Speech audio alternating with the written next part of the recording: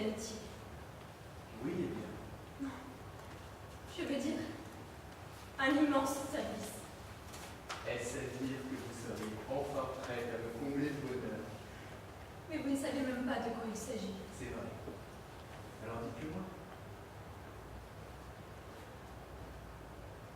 Non. Vraiment, docteur Hank, je ne peux pas. C'est quelque chose de démesurément grand. C'est à la fois une aide, un conseil, un service. Tant mieux. Je n'ai absolument aucune idée de ce que cela peut être, mais dites-le-moi. Vous ne me faites pas confiance. Si, à vous plus qu'à quiconque. Vous êtes mon ami le plus fidèle, mon meilleur ami. Vous le savez bien. C'est pourquoi je vais vous le dire. Eh bien voilà, docteur Hank. J'ai besoin que vous m'aidiez à empêcher que quelque chose se produise. Vous savez combien Thorvald m'aime, combien il est passionnément attaché à moi. Il n'hésiterait pas un seul instant à sacrifier sa vie pour moi. Nora, croyez-vous qu'il n'y ait que lui?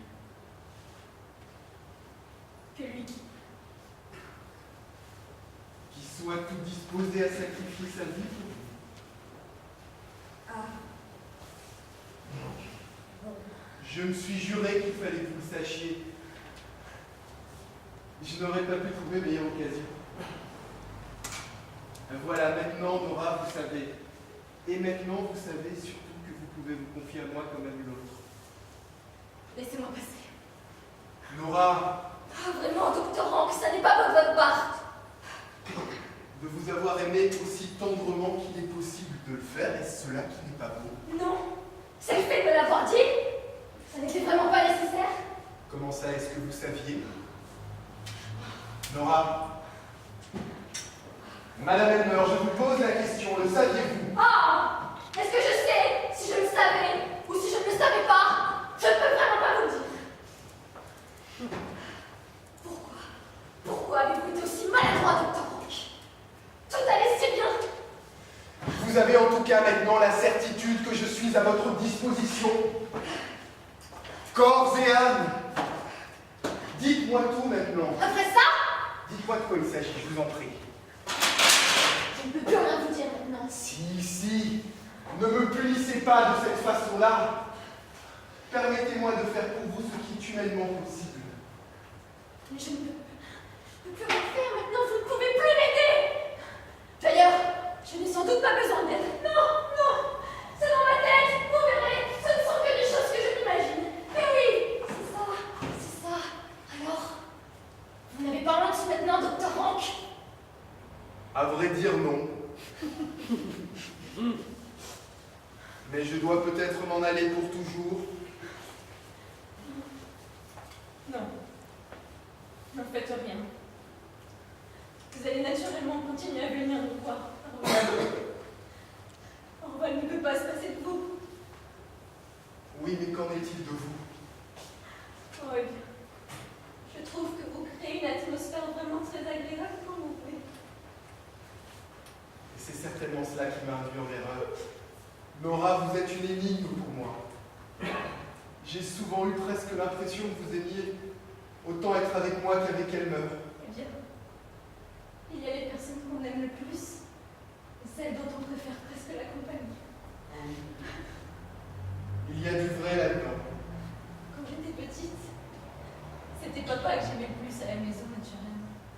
Mais je trouvais toujours prodigieusement amusant de me rendre en cachette dans la chambre des Bods, parce qu'elle ne me donnait jamais de directives, et le temps sur lequel elle se parlait était toujours très amusant. Alors, ce sont elles que j'ai remplacées. Non, docteur Hank, ce n'est pas du tout ce que j'ai voulu dire. Mais vous comprenez bien que c'est la même chose avec Thorvald qu'avec papa.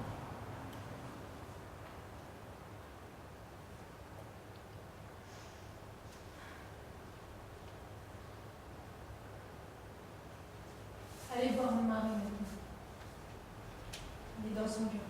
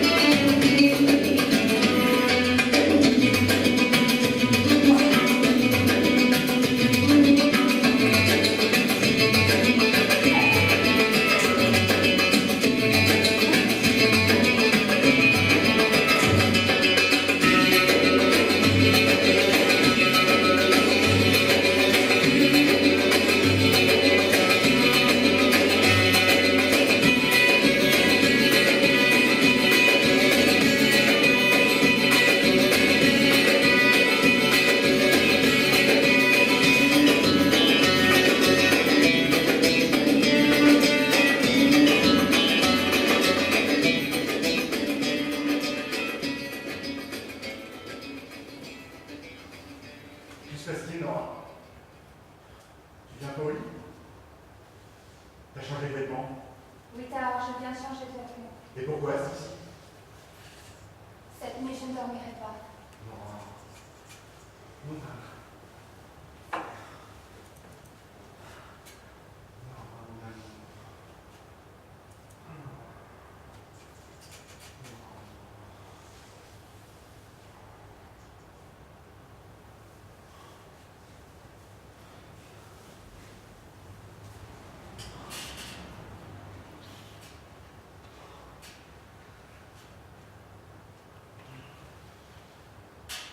Il n'est pas encore si tard. Nous avons beaucoup de choses à nous dire, Tara. Ce sera long. Mais qu'est-ce que ça signifie, cet air figé, là? J'ai beaucoup de choses à te dire, Tara.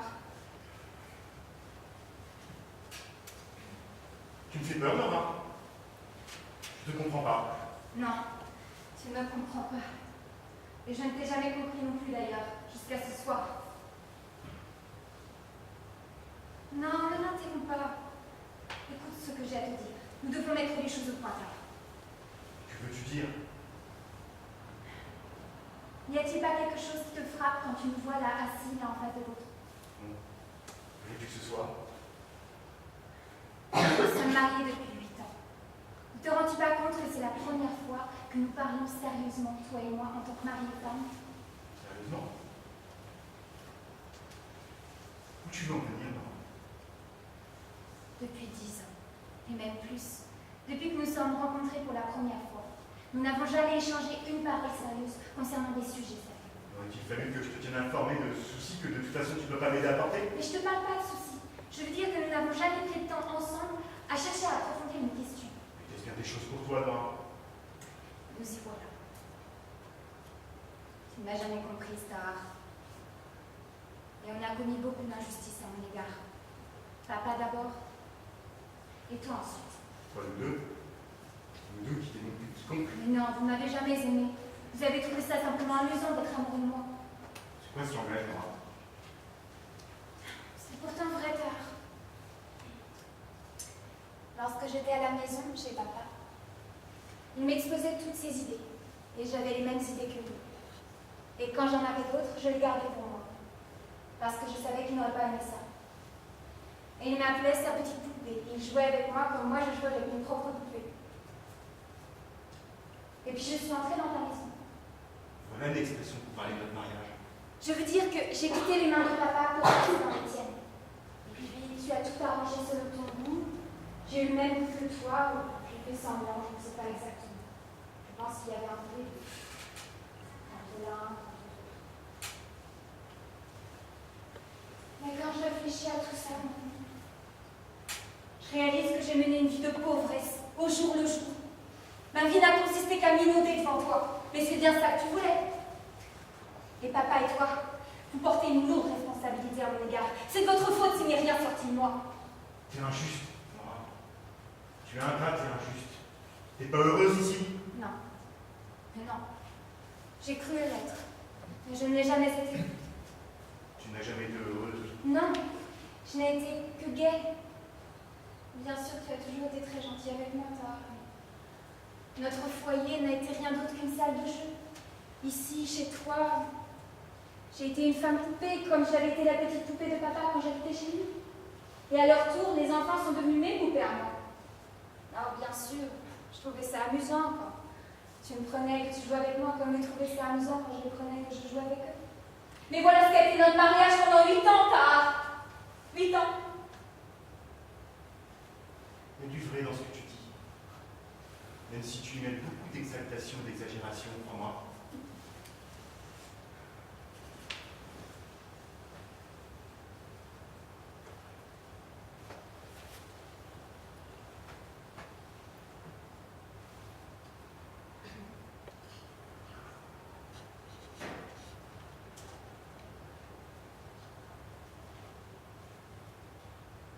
Mais à partir de maintenant, les choses vont changer, Nora. C'est fini le temps du jeu.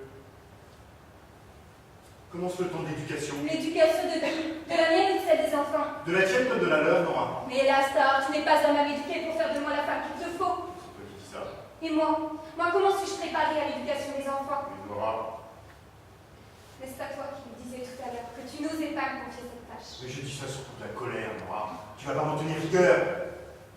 Eh bien, je crois que tu as dit quelque chose de très juste. Je ne suis pas à la hauteur de cette tâche. Il y a une autre tâche dont je dois m'acquitter d'abord. Il faut que je fasse en sorte de pouvoir m'éduquer moi-même. Et tu n'es pas homme à pouvoir m'aider dans ce domaine. C'est une affaire qui me regarde comme moi.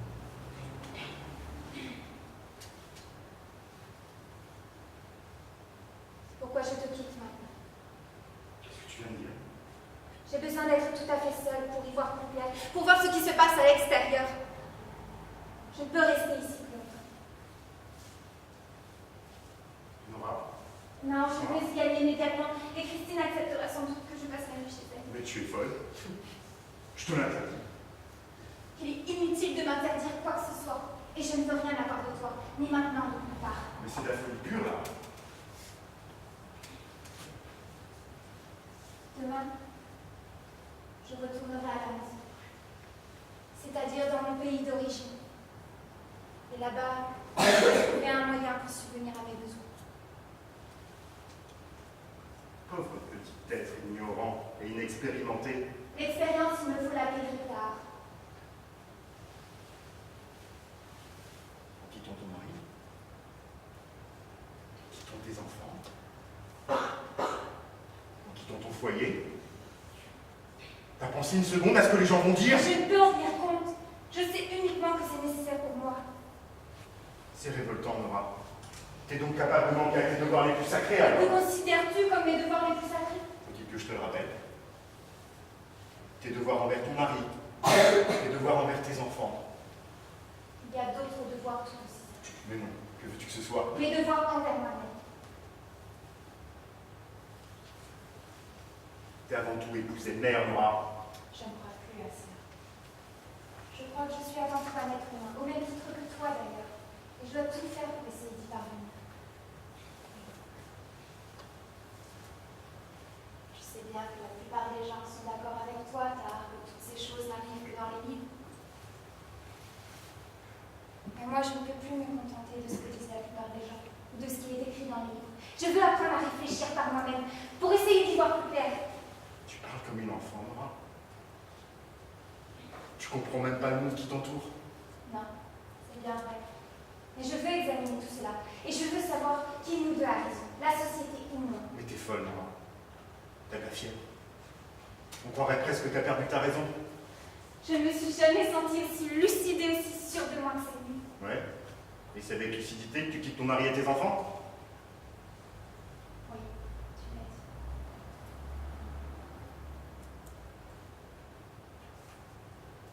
Une explication à ça, Nora. Ok.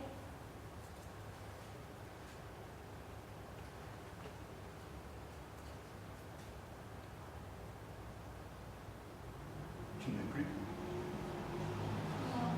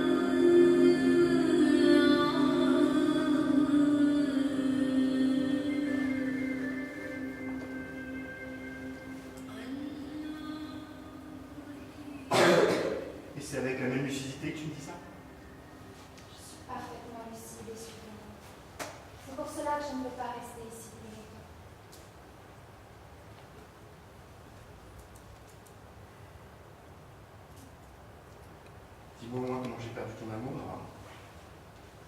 Oui, cela est facile. C'est la date de ce soir, lorsque le miracle ne s'est pas accompli, que j'ai compris que tu n'étais pas l'homme que je croyais. Je comprends pas. Que veux-tu dire? Depuis 8 ans, j'attends patiemment. Oh mon Dieu, je sais bien que les miracles ne s'accomplissent pas tous les jours. C'est alors que tout s'est abattu sur moi. Mais je ne doutais pas un seul instant que le miracle allait s'accomplir. Et pendant que la lettre de Kronstadt attendait dans la boîte, je n'aurais jamais imaginé que tu accepterais les conditions fixées par cet individu. Je ne doutais pas un seul instant que tu lui dirais mais allez-y, mettez tout le monde au courant. Et une fois qu'il l'aurait fait... Et une fois qu'il l'aurait fait, une fois que je t'aurais livré à la honte et au déshonneur, Et une fois qu'il l'aurait fait, je ne doutais pas un seul instant que tu braverais l'opinion publique, que tu prendrais tout sur toi et que tu dirais que c'était toi le coupable. Nora, Mais crois-tu un seul instant que j'aurais jamais accepté un tel sacrifice de ta part? Cela va de soi. Et quel poids auraient eu mes affirmations par rapport aux tiennes? Voilà le miracle que j'espérais voir et dont les perspectives m'épouvantaient.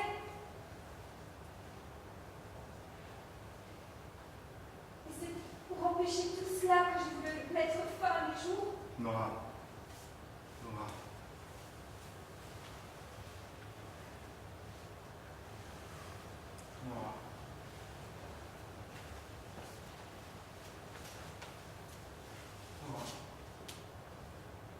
je suis prêt à travailler jour et nuit pour toi.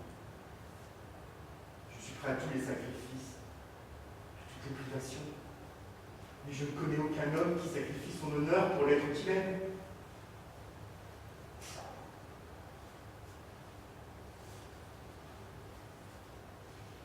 C'est pourtant ce que des centaines de milliers de femmes ont fait.